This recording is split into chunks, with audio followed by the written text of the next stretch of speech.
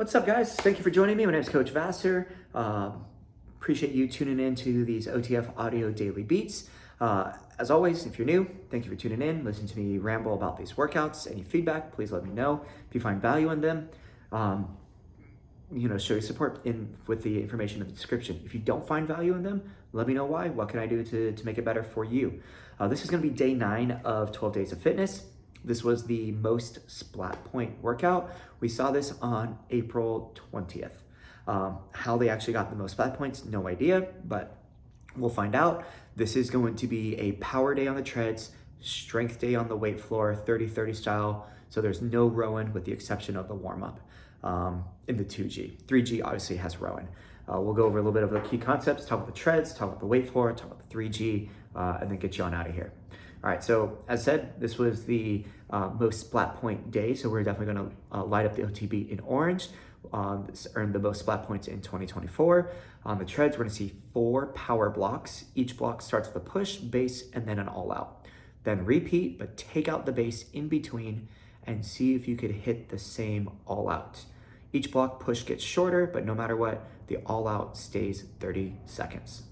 For the rower, no rowing, except for the warm-up. On the floor, 2 blocks with drop sets. That means go heavy, drop to a little bit lighter weight, and do as many reps as possible. So looking at the treads, first block is the longest one, 5 minutes. Then each block will decrease by 15 seconds. As mentioned in the key concepts, push base all out, walk it out, push all out. And the goal here is to maintain or increase the push and then maintain the all out each block. Okay, so looking at the format of this, the first all out sets the tone for the rest of the workout. In total, between the 4 blocks, there's 2 all outs in each. So we're gonna see 8 all outs total. We'll start with a 75-second push, a 45-second base, a 30-second all out. We are gonna increase the push, or at least maintain, but it's a very short base. So at least for round 1, that push should be a little bit more on that conservative side. Power walkers, 6%, joggers, runners, 1.5-ish or so. Bikes and striders, maybe just 2 or 3 gears over base. 45 seconds of active recovery right after that. It's not a lot. So heart rate will, elevate. They might barely tap into the orange during that push. It may continue to climb during their base, but then after about 15 to 20 seconds, it might start to drop into that green, but might be high green. And then when they hit that all out, that increased pace, heart rate will shoot up. 30-second all out, that one sets a tone, and then can they hit that another 7 times? They'll get a 45-second walk recovery, and then they're gonna repeat the section prior just without the base. So 75 push, 30 all out. So uncomfortable, right into very uncomfortable. When we look at block 2, the push is going to decrease in time, but the base is going to increase. So we are gonna have that inverse effect every block. So we're gonna work harder in the push, but we get more active recovery right afterwards. So add 0.1 to 0.3 to their push. Power walkers, same thing. Can they add 0.1, 0.2, or even increase incline? They'll get a minute at base and then match their all outs that they did before. 45 walk, 1 minute, and then 30-second all out. Block 3, it's a 45 push, 75 base, and then in block 4, 30 push, 90-second base. So definitely very aggressive push there, very long time at base, and then they hit their last 2 all outs in that 4th block. So when you look at for like bikes and striders, block 1, 2 to 3 gears, block 2, 3 gears, maybe 4, block 3, 4 gears, maybe 5. That's one way to kind of creep up on that push. And so they close the gap between the push and the all outs. Same thing with the treads and the for the joggers and runners.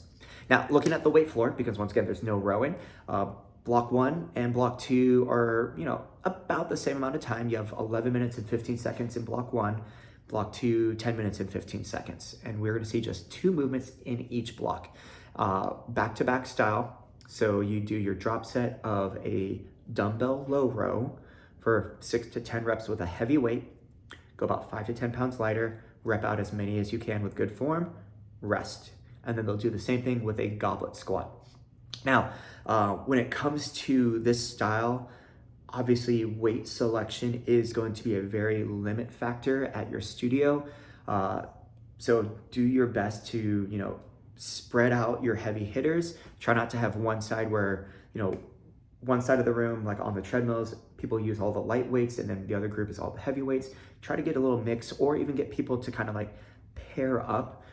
So that way, like, if I know the lady next to me doesn't need my 20s and 25s, she could use them, no problem, great. And I could do the 30s, 35s, and I could use that. That way we're not having to share, the 25-pound dumbbells or anything like that, or the 12s or the 15s.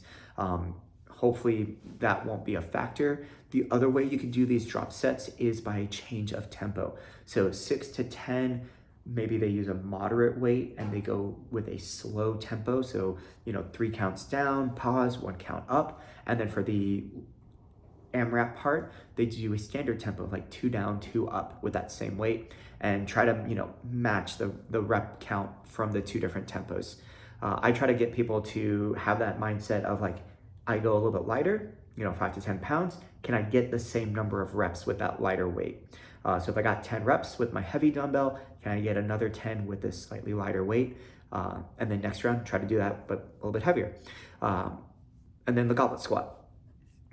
Main thing with the low row, obviously the lower back could be a factor for some people. So you could have them do like a single arm split stance low row, do their heavy, do their light on one arm, then do the other arm. So that way they don't get that active rest from switching arms between heavy, heavy, light, light, heavy, light, heavy, light, and then go into the goblet squat. The other thing you could do is also with the strap, have them do the strap low row, start closer to the wall or like a bridge row position, and then either walk away from the wall or straighten out their legs to, level up to increase the lever angle, make it easier, and then rep it out. So that's another way to do it without having to compromise the lower back. The second block, we got chest press and the alternated forward lunge with the benches out. Great option for the forward lunges is to have people do like heavy step ups. Obviously you want them to, step up, tap, bring that foot back down, step down. So that way that first leg does all the work up and down, then do the other side up and down. If they do forward lunges, just make sure once they step out that they keep the weight on the entire foot. Bend the back knee, make sure that front knee is stacked over the ankle, middle of their foot. That way they don't extend too far forward. Forward lunges are so beneficial for us because that is the only way that we can train deceleration for our members, because we don't truly go downhill on the treadmills. And one thing that people always talk to me about whenever they do any type of like hikes outside is like, they felt great going uphill because of the incline work we do at Orange Theory, but when they went downhill, like their knees hurt, their quads were on fire, it was so tough.